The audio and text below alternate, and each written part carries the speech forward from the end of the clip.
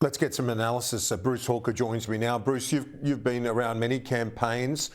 What do you make of those polling numbers ahead of election year? Well, I think there's some comfort for the government in the fact that they've tightened and that they're now 50-50 with the opposition. They did slip behind the opposition in the last poll or two. So I think that's good news for the government. Yeah, of course, the opposition's going to jump on this test about strength and weakness and so forth and try to make something of that. I think it's probably inevitable that because of the difficulties that have existed internationally in bringing down interest rates, that there's a sense that the government should have done more. I'm not sure that they could have done anything much more than that they've done, and that, in fact, it's now up to the Reserve Bank to make its call that it's now time to take some pressure off households and start reducing interest rates like is happening all around the world.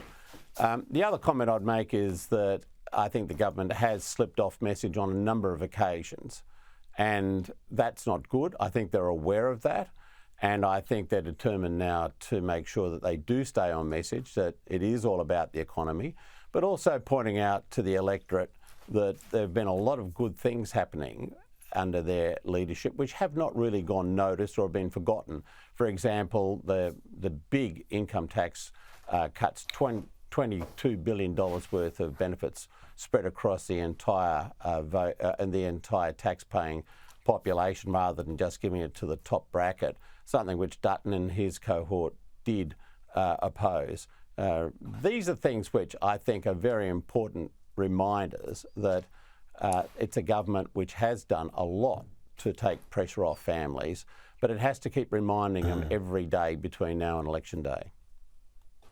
So when you say they've slipped off the message, what's been the problem there? Has it been an inability to deal with incoming matters as forcefully or decisively, to be as disciplined as they should be when it comes to trying to prosecute their message? What's the problem there? Well, I think number one was the voice. It took far too long to be determined, and it was determined in a way which was obviously disadvantaged the government, and had a lot of people saying, look, we should be talking about the cost of living, not about the voice. Now, that's all water under the bridge, I think, for most people now, but it is an indication of where the government lost control of the day-to-day political agenda, and they paid a price for that. They did slip in the polls, and they've continued to have to work to rebuild their support amongst the electorate. I think that is the first and foremost one.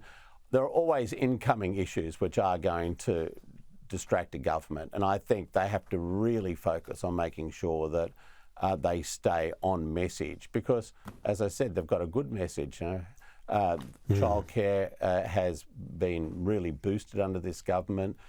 Access to TAFE is improved. HECS fees and repayments are going down.